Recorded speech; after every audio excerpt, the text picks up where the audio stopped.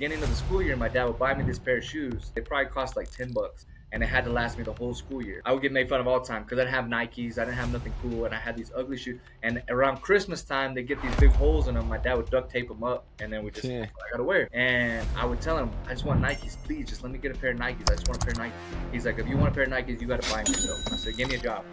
So he gave me a job, and I saved up, and I bought a pair of Nikes. Hey everyone, welcome back to the Walk to Wealth podcast. If you're tuning in on YouTube or any of the podcast directories, make sure to do yourself one teeny tiny little favor and make sure to give us a follow because I don't want you to miss out on any of the amazing guests I got coming on this year. Without further ado, let's get right into this one. I got another special guest from the show The Blocks. As I mentioned on the past couple interviews, that was one of my best investments. The amount of amazing people I got to meet. So this guy here, Johnny, I actually got to meet him. I sat together during lunch and dinner multiple of the days that we were at the challenge together, and really got to connect and hit it off. And so I had to get him back on the show. We connected afterwards. A lot of times you go to events and you lose touch with everyone.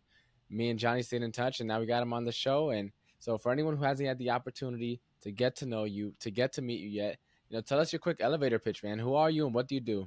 Oh man, I haven't rehearsed it since we've done the blocks. So I'm Johnny Robertson, and I own Outlaw Grill as well as Biggity's Pizzeria, and we have currently we have 4 different locations, 3 different concepts. I also had a food truck called Saints and Sinners, and pretty much we're just doing everything we can do to feed the world and provide a soul reviving experience when they come in to eat. We want to have like a blow their mind. They come to a small town, they don't expect it, and it happens a lot. We're like, I can't believe that this little gym is in this town. It's so amazing that we were able to pull it off. But it's kind of what I wanted to do essentially. So yeah, And that's what I for do, man. I got listeners all over. So remind us where you based out of? Where could we get? Southeast New Mexico, right in the corner. It's called Hobbs, New Mexico. It's not a very big town. There's about 60,000 people there.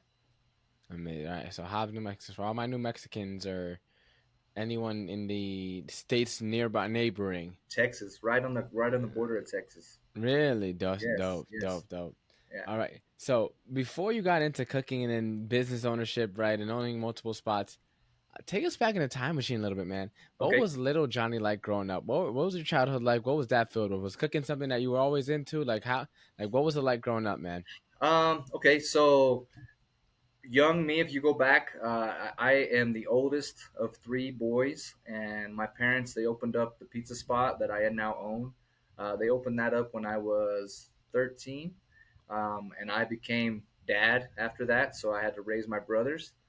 So in other words, I had to cook dinner, I had to cook lunch, I had to keep these people alive and raise them, and it kind of helped me create a passion for it. I remember one time wanted to make homemade biscuits, and so I made this amazing biscuit recipe, and it smelled so good, and we went to eat them, and it was so gross. We all spit it out. It was disgusting, but I couldn't understand. It smelled good. It looked good. It was perfect, and it turns out that I swapped out baking powder for baking soda, and so they just had that soda flavor like chalk. Yeah. That was kind of like my first experience. I'm like, okay, it's easy to screw this up. Like you can really make something of it, but it's easy to screw it up. And yeah, I kind of like evolved from that. Like my dad opened up that pizza spot when I was 13, but before that, he worked for a pizza spot for 10 years. So I had always been in the restaurant industry. I started working when I was 9 years old. With Wow. He kind of made up a position called assistant game room manager, and I was the manager of the game room whenever the manager wasn't there. Um, and I would dress up in this mouse costume, and I would like cater parties, and they would leave me fat tips, like $200 tips, because I was this cute little kid running around in this saggy costume that was supposed to be for an adult, but I had it on like trying to Yeah. make a little extra money. And I noticed as I got older that I didn't get much big tips because I wasn't this cute little kid anymore. But that's kind of where I come from, man. I've always been in the restaurant industry. Even when I tried to escape it, it's like a black hole and it sucked me back in. So it's just kind of something that just it's me, man. Without the restaurant industry, I don't know who I would be. Yeah. So you said you started working around 9, man. So that's dope. I started working around I think 16, which is when I got my first gig, which was caddying. So you got into the game super early, man. So you Very started working. early. The, Yeah. the So thing is, man, you probably don't know about this, but back in the day, Walmart used to sell one pair of shoes, and it was this black pair of shoes that had like these brown, like bicolored laces with this white bot, and they were ugly, ugly, ugly shoes. They probably cost like $10. And at the beginning of the school year, my dad would buy me this pair of shoes, and it had to last me the whole school year. And I would get made fun of all the time because I didn't have Nikes, I didn't have nothing cool, and I had these ugly shoes. And around Christmas time, they get these big holes in them. My dad would duct tape them up, and then we just Yeah. that's what I gotta wear. And I would tell him, I just want Nikes, please, just let me get a pair of Nikes. I just want a pair of Nikes. He's like, if you want a pair of Nikes, you got to buy them yourself. I said, give me a job. And so he gave me a job, and I saved up and I bought a pair of Nikes. I went to school, and everybody at school was like, dang, look at Johnny. He got the Nikes now. He's cool. I had all these ugly, holy, nasty clothes, but I had nice shoes, man. I had good shoes on. Yeah. And that's why I started working, so I could get something for myself because my dad wasn't going to do it for me.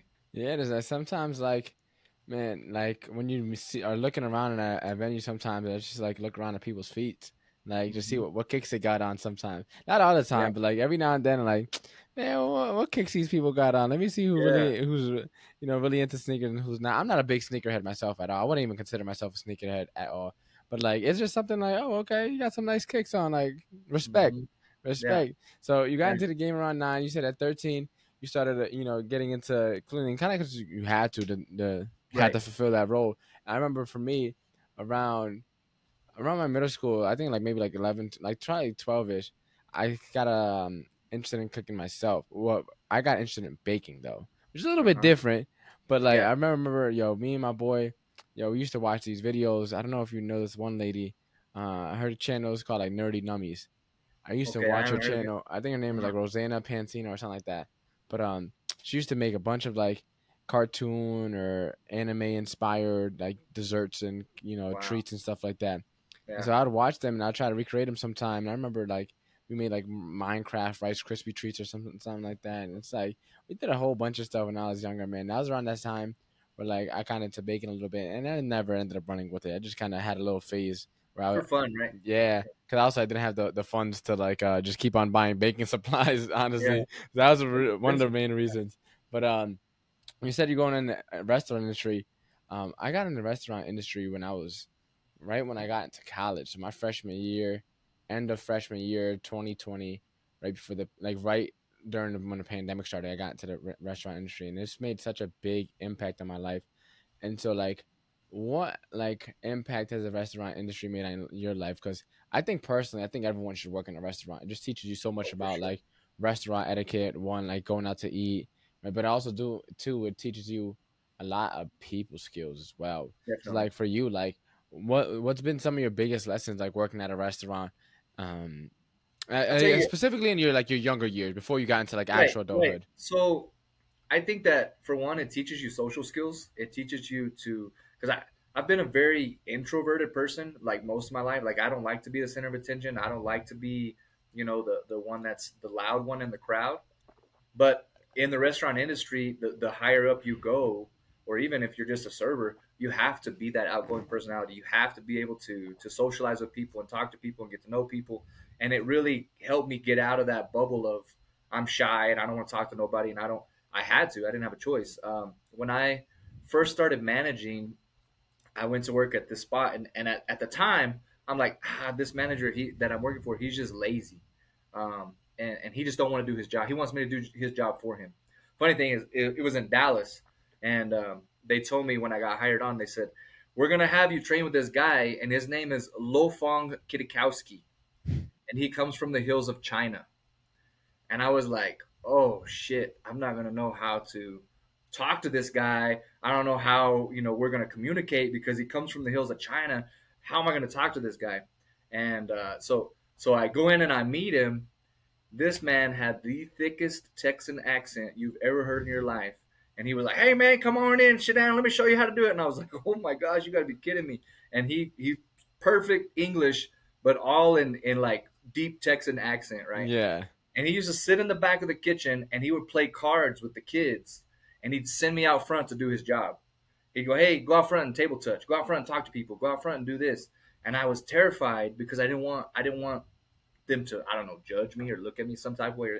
And he said, "Hey man, they're just here to eat food. They don't care about you, but it's your job to make sure that they're happy. So go out there and talk to them." And that kind of helped me get out of that whole introverted concept of how to do this.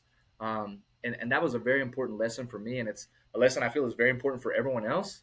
But on top of that, when you talk about everybody should work in the restaurant industry, I feel like patience is a huge thing, and just having respect for human beings in general, because you don't know what the server has been through that you're going to be acting this way. You don't know the kind of crazy life the cook has been dealing with, and now you're yelling at him because he didn't cook your food properly. And so it really teaches you how to have respect and patience for other people, because you just don't know how their lives are and what they've gone through. No, 100%. Like a lot of people, for whatever reason, feel like it's okay to just lash out on others for problems that have nothing to do with them. And it's like, bro, I don't care what happened to you when you before you walked in. If you're gonna treat me rude for something I didn't do, I understand if you're having a rough day, but like Right. I'm not your punching bag, right? And as working, like the customer's always right, but like also it's like a respect thing as well. Like, hey, it's my job to make you happy, but also it's like there's some, but you come across some jerks every now and then, just like, well, actually, Yeah. I don't want to make you happy, man. You don't like, Yeah. hey, I've you're a had jerk. so many stories I could tell you about customers, people that I've told, just don't come back, man.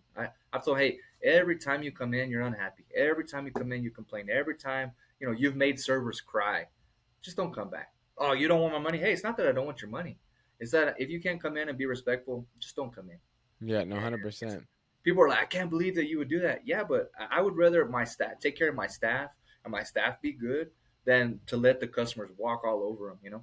No, 100%. So let me ask you. So what was it like managing working a job and like being a kid and being so it seems like because like you're already started taking responsibilities and then you had to start cleaning and taking on the role of a dad. Like what was that like? How did that affect your early teens and like into like from like take us from like early teens to like end of high school age? Like what was that like taking on all this now responsibility while also you're still young at that age, like you're Right. still a kid, like you're still like what was that like navigating both?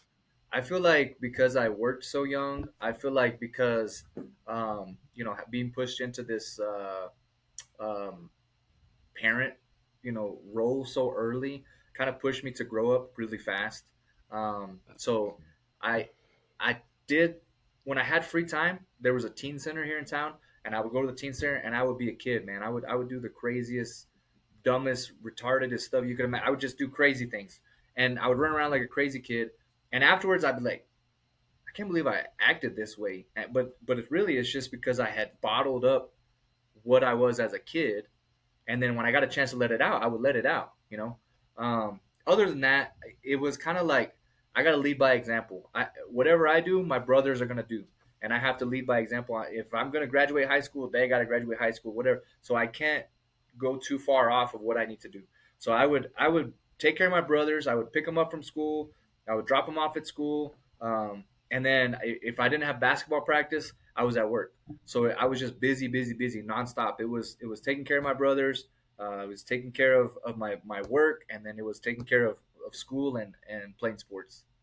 That's what's up, bro. That's what's up. So, around by the time you were finishing up high school, what was going through your head? Like, I know for me, like I ended up going to college, like not because I wanted to, but like because I didn't see any other path. So I was like, Mhm. "F it!" Like, I guess I'm gonna just go because I also don't want to screw myself over. Right. Because at that point in time, the only route that was being pushed for me was college. So like, what was like your headspace like coming up into graduation of high school? What were you planning on taking in your journey? Couldn't wait to get out of here. I couldn't wait to leave. I wanted to move away so fast. I didn't want to. I did. One thing, I never wanted kids. I raised my brothers. That's enough. I don't want kids. I want to let me get out of here. Right. Um, when I graduated, the way that my birthday rolls around, it's in June. So when I graduated at 17. And I told my dad, hey, I'm graduated. I'm moving out. And he's like, no, you're not. I'm like, no, all my whole life you said when I graduate, I can leave. He says, yeah, but you're my responsibility until you're 18. So I said, okay, well, when I'm 18, I'm done. The day after my birthday, my dad had my bags packed, and he drove me to my house in Las Cruces, and we drove over there, and I went to college in Las Cruces. And my goal was to be a. I wanted to own a hotel. That was my goal. I was like, I want to own a hotel. I want to have a skyscraper hotel. I want to have a swimming pool on the roof, and I want to have a top floor suite that I live in and room service every day and somebody clean my house for me. Like I just had it all planned out. And so I went to New Mexico State University and I went for hospitality and tourism and restaurant management in order to get that whole like hotel like knowledge under my belt. So that way I'd be able to maintain a hotel. And what ended up happening was I had all this freedom and no responsibilities and I could do whatever I wanted.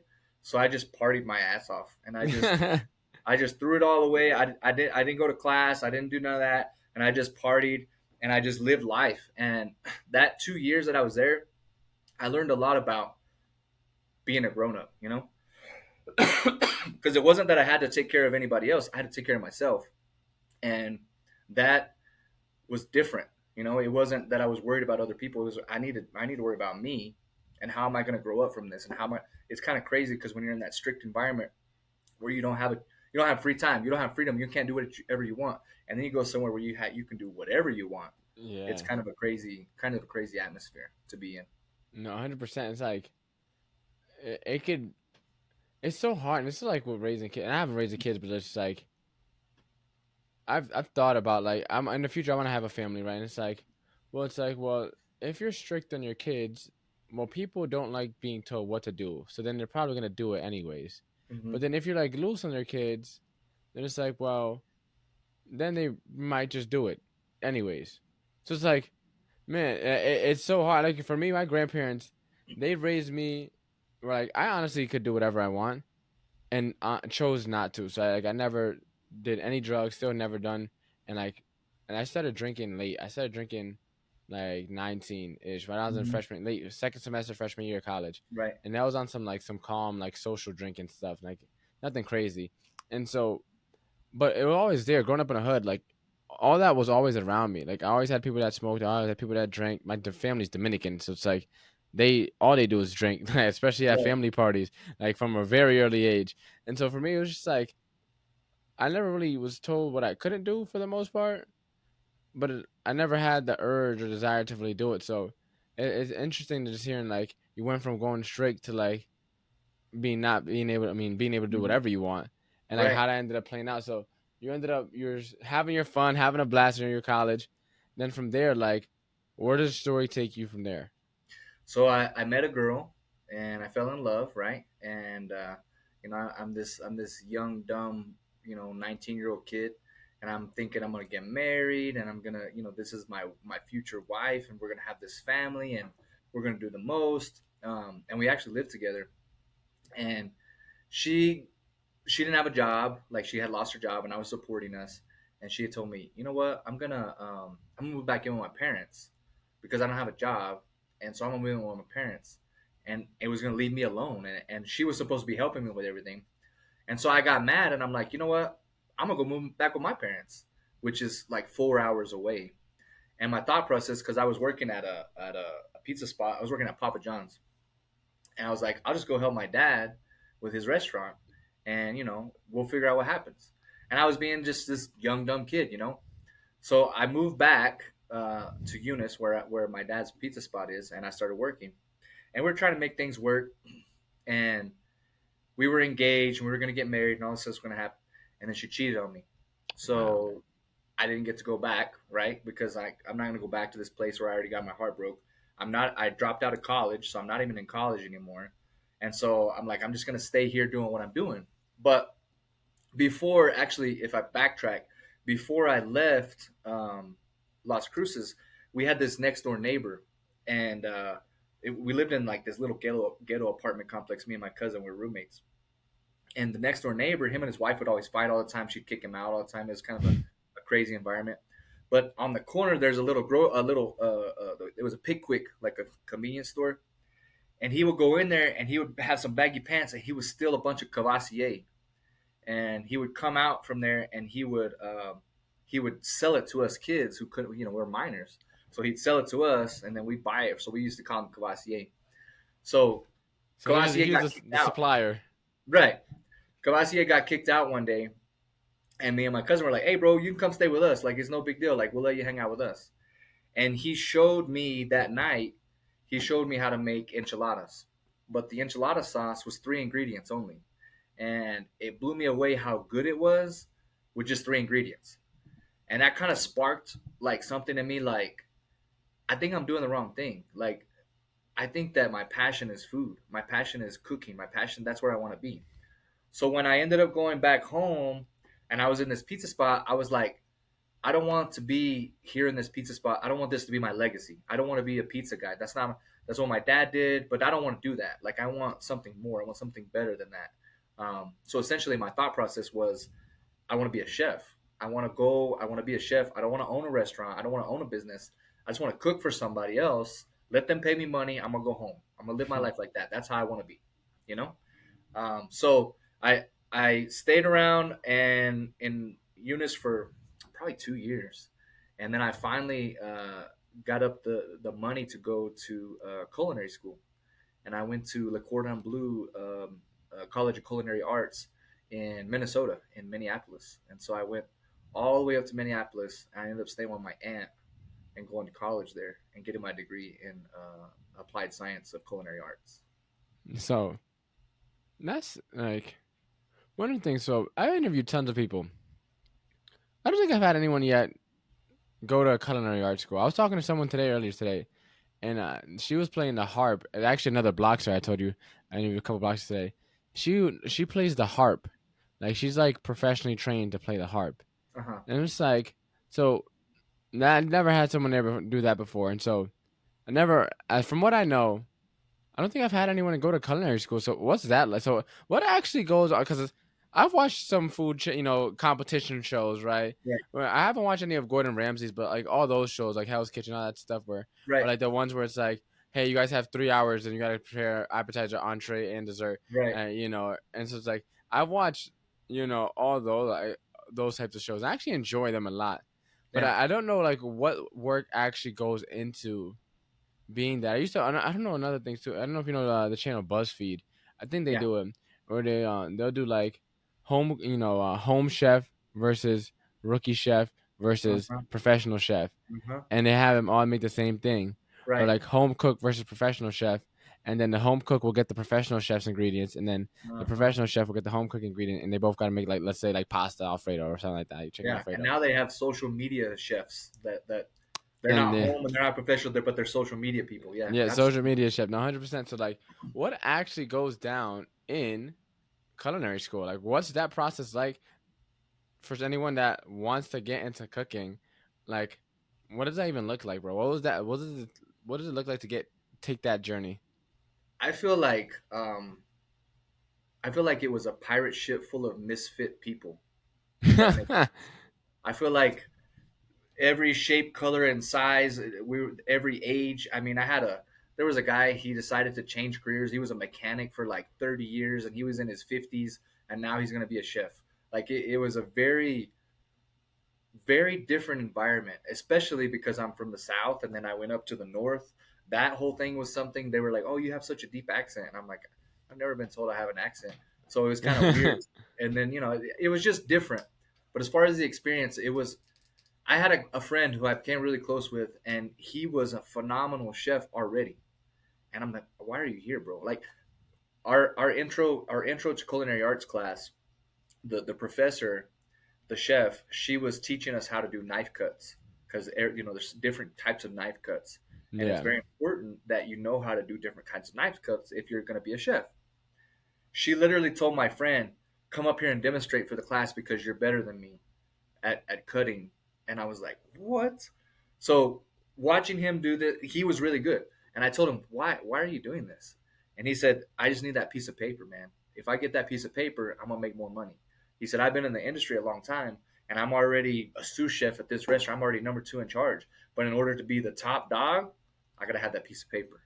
And I'm like, "Okay, cool." And when I got my degree, I thought, "Okay, now that I've got this degree, I can cook for anybody in the world. I'm a chef." But that's not the case. Going to culinary school gives you the knowledge, but it doesn't give you the experience. So it teaches you things on how to be a chef and how to cook things and how to bake things and the science of it and how to properly brunoise a carrot and stuff like that.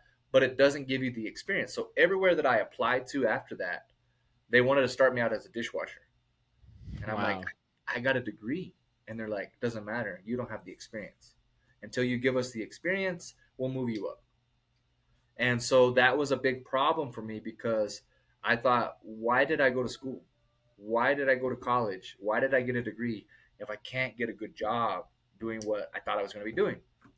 So I ended up in Minnesota, and it's extremely cold, right? Like boogers are freezing when you breathe. Um, my dog didn't even had never seen snow. Like we had to move the snow out the way so that she would see the grass to pee in it because she didn't know where to go to the restroom. Like it was crazy. It was a crazy. It was a culture shock, if anything, Yeah. right? And near the end, so near the end of culinary school, um, they they go through pretty much everything that you could imagine. There's a nutrition class, there's a butcher class, there's a baking class, there's knife skills intro, there's the United States cooking where you go through each state and you make different things from each state, and then there's a worldwide where you make different French food and Chinese food and all that kind of stuff, right?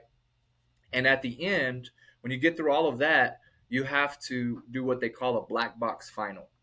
And in order to graduate or get your degree, you have to pass the black box final. And the black box is there's a black box, there's 120 black boxes. And out of those 120 black boxes, each one is a different country's type of food. And you have to make a three-course meal off of whatever country that is. And you don't know what country you're going to get. Mm, So you've got to study, 120 countries' food, figure out, like, hey, I know how to make pretty much the basics of all of these people's food. And then you go in and hope that you get the one that you're the best at. And I prayed for Italian food, and I got Italy, and I was grateful that I got Italy. And I made my dish. I think I made like a lemon butter salmon, which is like a beurre blanc salmon with a pasta with a spinach underneath it, and then I did um, an appetizer. I think I did a tomato bruschetta, and then for dessert, I did a chocolate mousse, and I garnished the chocolate mousse with all of the chocolate mousse has to be all everything that's a garnish. It has to have an edible garnish. You can't just serve something that's inedible as a garnish, which yeah. some people do, right? So I served a strawberry. I did a fanned out strawberry, put it on top, and I went to do. I'll never forget when I went in to get like tested. The chef is eating everything, and he's like, "Oh, he's like, you're very intelligent because you left the green on the end of the strawberry." And I said, "Oh," and I was like, "Oh man, I screwed up. Like he's gonna get." He's like, "Because the green of the strawberry is edible," and then he ate it. And I didn't even know it was edible, but Really? it worked out for me. So I was like, cool, like I'm down for that. Um, and so I ended up passing, and that's how I got through. And after you pass that, you have to do a 3 month externship where you go work for free, 40 hours a week for 3 months at Sheesh. one of the places they want you to work at. And after you work for 40 hours, the head chef of that restaurant tells the school, the college, hey, you're good to graduate now. And if they want to, they can offer you a job afterwards. That's dope. So how Yeah, how long was that the whole experience? 2 years. 2 years. Plus Yeah, the externships? huh? Plus the externship? Yes. No, that's including it. That's That's including it? including it. Shit, that's dope. I always wanted to like figure like wonder because there's so much that goes into like preparation. Like for me, like because I'm a an uncultured, you know, hungry guy. Right? You throw it on the plate and like let me. But there's so Yeah. much. It's very much an art, really. Once you get to like the finer, like higher levels, there's so much that actually goes into it that always intrigued me, which is why like those shows, I'm always interested to see. Like Yeah. there's one the home chef versus professional chef episode. Like the guy he was gonna make I think he spent like 1,100 in ingredients to make some pasta because he was gonna make the pasta from scratch, and he brought in actual truffle and like got really fancy with everything. And it's like, wow, the amount of thought and attention that goes into that is insane. And then you came to the realization after college that well, you couldn't find a job despite Right. having all this knowledge. experience and all the Yeah, knowledge and being yeah, in restaurants prior. yeah. So like that was for me one of the reasons why. So I went to college as I ended up dropping out as well. But like I knew it was a scam for that exact reason. The amount of like I read a study back when I was in high school, and they were just talking about like the price of tuition versus the price of wages, the average minimum wage, and wages hasn't increased nearly as much as tuition has increased. So like that always didn't sit well with me. And then from there, I was like, man, the amount of people that just get out of college and just don't have anything lined up Hmm. is insane. I'm just like, man, so what is people actually going to college for if the paper isn't saving anyone like they kind of prop it up to be? So like for You're you, just in like debt. no, 100%. So it's like, so what were you like? So you were looking for jobs, not getting approved for any of them. So like, where did it go from there? So the school, as part of their promise or guarantee, was that they were supposed to help us find a job after graduation. So I hit up the school and I said, "Hey, find me a job. Like I graduated, I need a job." So they sent me to this place in Dallas called the Mansion on Turtle Creek, and I went to the Mansion on Turtle Creek, and it's this fancy, fancy place. And they told me all we have available is a sandwich artist that pretty much makes sandwiches for lunchtime, kind of like a high-end cafeteria worker. And we feel that you're overqualified for that position. And I was like, okay. I was like, well, I need a job, so whatever you can give me, I'll take it. And they're like, we actually have a sister company, um, and it's called Crescent Court, and we would like you to go interview there. So I go interview there, and it ended up being on like the 38th floor of the hotel, and the whole kitchen is like covered in windows, and you can kind of see the skyline of Dallas, and that was a pretty cool environment because most kitchens, they're dark like a dungeon, and all you got is the light that's above your head. So that was a cool experience to see it, and I ended up getting a job there as a line cook, but the pay was a pay cut from what I was getting when I was in college. Like it was like $12 an hour. And I knew that there was a sous chef position available. There was an executive chef position available. There was multiple management positions available. And I'm like, hey, I would really like to get one of those positions. And they said, the problem is that you don't have enough management experience. I said, well, I managed my dad's pizza place for 2 years.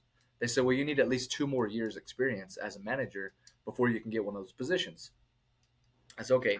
So I started looking around and I found a barbecue spot called Spring Creek Barbecue, and they offered a company vehicle as a manager. Like you could have a manager and get a company truck. I thought that's a really cool like opportunity. So I applied and I ended up getting hired there.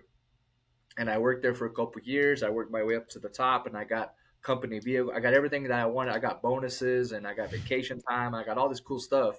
And the problem that I had was I was bored.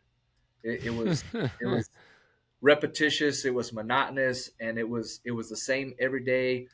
And it wasn't cooking. Like it wasn't. It was barbecue, but not in the kind of way that I have the freedom to kind of make what I want and experience. Kind of experiment with things. And so I was really bored with it, and I said, "Man, I really want to get to what my passion is. I want to be a chef. That's what I want to do." And it just so happened that the Crescent Court was looking for another sous chef and executive chef. So I turned in my application, and they interviewed me, and they said, "Hey, you would be a great fit, but you don't have enough line cook experience." So they said, "If you'd like, your old job is still available, or it is available now. If you'd like, you can take your job as a line cook at $12 an hour and work for a couple years, and maybe you can work your way up to be a manager." And I said, no, I'm not doing that. No way am I going to take a pay cut, lose my vacation time, lose my bonuses, lose my company truck, just so I can go and cook on a line.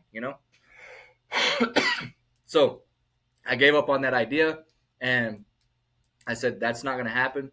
And in the meantime, there's a plant. It's called an enrichment facility, an uranium enrichment facility. And so at the time, there was only one in the world. I think it was like in Greenland or something like that. Well, they were building one in my hometown in Eunice. Yeah. and Eunice is the size of like 2,800 people, so it's small.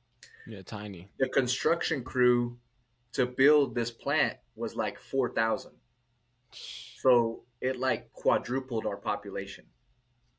And the city approached my dad and they said, "Hey, do you want to open up another restaurant? Because we need another restaurant.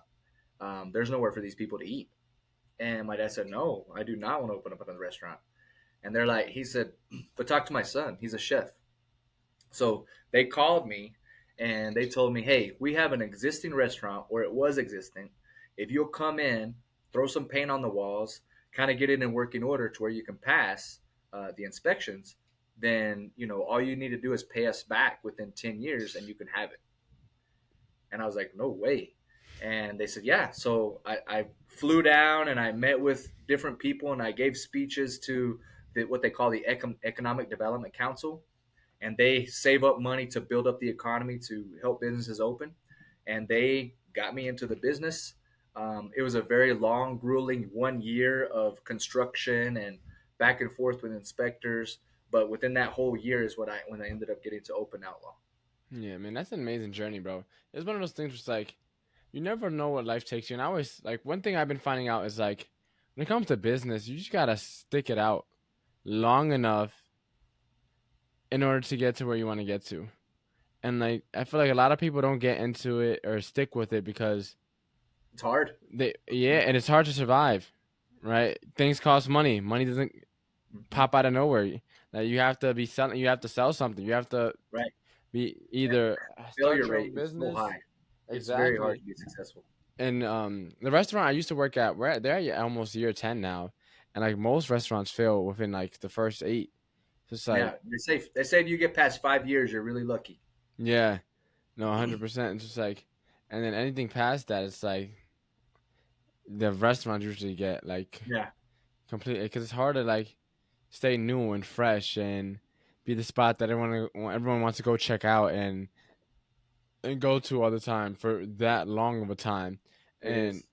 you ended up so talk to us about that because not a lot of people know that with cities and like states, they have programs available to help business They owners. A do. lot of time people think, oh, I would love to start a restaurant. I'd love to start a food truck. I'd love to start a brick and mortar business of some sort. But it's like the startup cost to even pay for something, even if you're not building something or constructing something, like even if you're just leasing a spot, it can be very pricey to start something like that up. So it's like, talk to like, what was it like going through that process? Because like as I said, that's something that's like an untapped gem. Like not a lot of people know about that.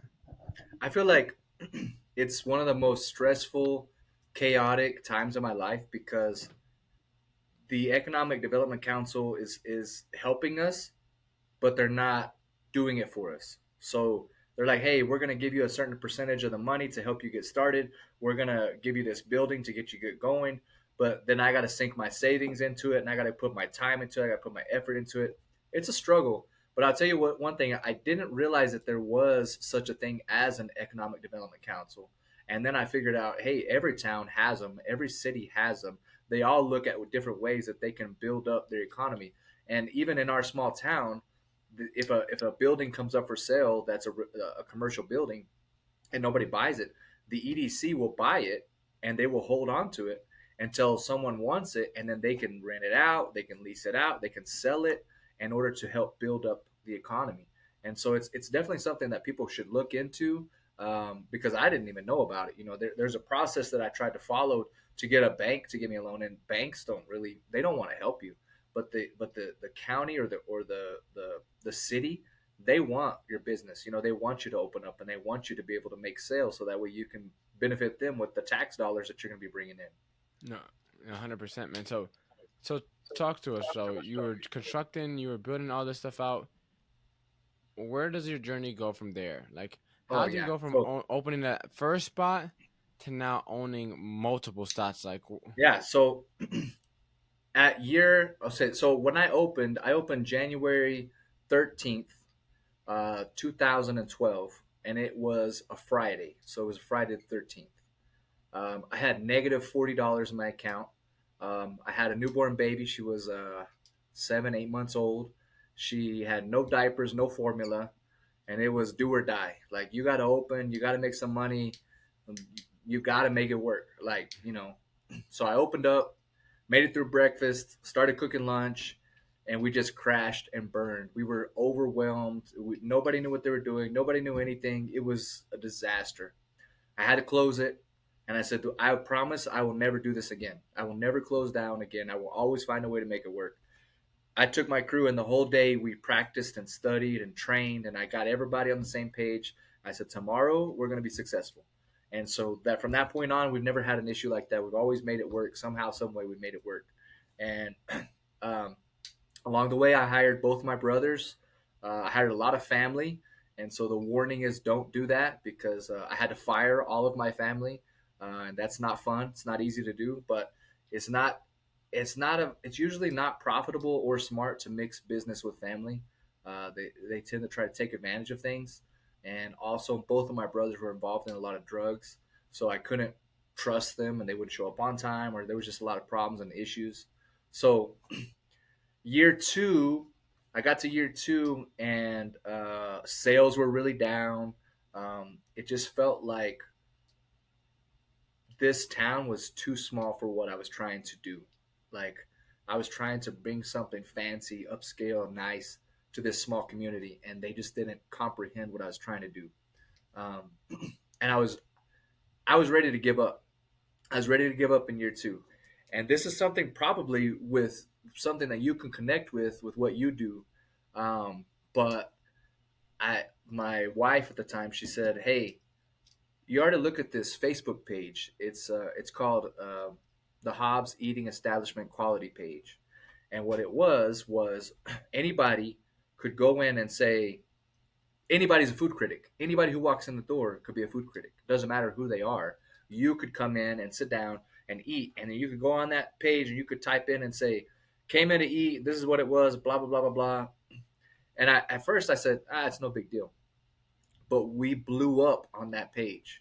Like we exploded. And overnight, we went from bringing in $400 a day to bringing in $2,000 a day. Wow. And that, honestly, that social media, that Facebook page is what saved us because we had people coming from all around, not just out of our hometown, but coming from 30, 45 minutes away, an hour and a half away just to eat. And that's what helped us kind of get going. Um, and that was kind of an eye-opening experience, and I really like became addicted to that page. I mean, I was cooking and I pull out my phone and check the page. Do we get any reviews? Oh, can I answer it? And I would answer them, and hey, thank you so much, come back and see us, and then back in my pocket back to cooking, because it was that vital and that important to get us out there. Almost like, hey, we're a phenomenal, great restaurant, but we have poor marketing and we don't have a way to spread the word. And then we were able to get that word spread, and we just got hit like a wildfire. I mean, that's dope. I always said like a lot of times people get into business because they're good at one thing and not realize there's so many other facets to business. I was talking to someone else literally before this. She was like, because I don't know if you remember Amanda. She's a Eastside Microblading Clinic. I don't know if you remember her from the blocks, but Uh-huh. she was talking about how like the beauty industry. A lot of people get into the beauty industry because they're passionate about beauty, makeup, hair, whatever it may be. But like they don't ever teach the business side of things in cosmetology school. And so like Right. that's one of the things that she's working on now is like to kind of fill in that gap, that void, so that people who do want to get into that industry can also learn the business aspect, the business side that comes to it. And when it comes to marketing, like that's just man, that's a whole nother rabbit hole. Like It's you could tell, huge. there's like so much to learn when it comes to marketing, but like word of Yeah. mouth is like always gonna be the most powerful. That's why testimonials and Well, reviews are so if you powerful. even look at the blocks, if you look Yeah, at the blocks and look at, we had 7 days there. 4 of those days were about marketing. You yeah, know, and it's like that's how important it is. That's how crucial it is to have a really good marketing plan as an entrepreneur, as a business owner, as anything you're doing. You got to get yourself out there. You got to spread the word. You got to have your personal brand. You got to have your business brand. You got to let people know who you are so that they'll want to come eat or want to come, give you money for your services. yeah. No, 100%. It's like, and remember, I was talking about the blocks too today, and it's just like all the stuff they're talking about funnels and branding and like how to create demand and or and harvest demand. It's like all that stuff like needs to be known because a lot of times you're in competition with so many other people. It's very hard often to like find something that no one else doing. Like, and even let's say you bring up your own new, brand new like food, like entree, whatever. Like your own new style. You're the only, you know, let's say Greek inspired, restaurant in the town. Well, there's still a whole bunch of other food choices. People can just always Mhm. order pizza. They can always go to McDonald's and fast food. They can always just go to another restaurant. Right. So it's like there's always gonna be people in there. So it's like being able to market well and really get the momentum from that to like keep on feeding you. That's the thing. Like you get a little bit of buzz one time, but then if it runs out, it's like, man. So speaking about buzz, now fast forward, you got multiple spots in your area now. So Yeah, like, man, time has been flying. Where can we keep up with you? Where can we find all your restaurants? And what towns and city are they all located? And like, take us a step further too, and tell us like, what can we expect to eat at each of the different spots, so we know which spot sure. to go Yeah. to. So, so I have an Outlaw Grill in Hobbs, New Mexico, at 521 West Navajo, and then I have an Outlaw Grill in Eunice, New Mexico, and it's at 1007 Main Street. And then across the street, which was formerly Big Cheese Pizza, which was what my dad's place was called. Now it's called Biggity's Pizzeria, and it's at 1010 Main Street. Biggitym is a childhood nickname for my little brother, who was a big kid, and so they used to call him Biggitym because he's always going to be bigger than me, right? And I always thought that's a pretty cool Italian name. If I ever had it, and when I purchased it from my dad in 2017, I had to change the name, and so I ended up choosing that name um, between 2012 and 2018. I lost both my little brothers, and so I took their loss and I created a caricature of me and my brothers, and I made that our logo. And so it's Biggitym's Pizzeria, kind of as a way to memorialize them and kind of give thanks to my dad for having his legacy be this place. And so that's our pizza spot that we have created. And then actually in the same parking lot, I have a food truck, and it's a Saints and Sinners food truck, and we do like specialty sandwiches. So as far as what to get, Outlaw, we got it's an Italian background place, but it's steak and seafood.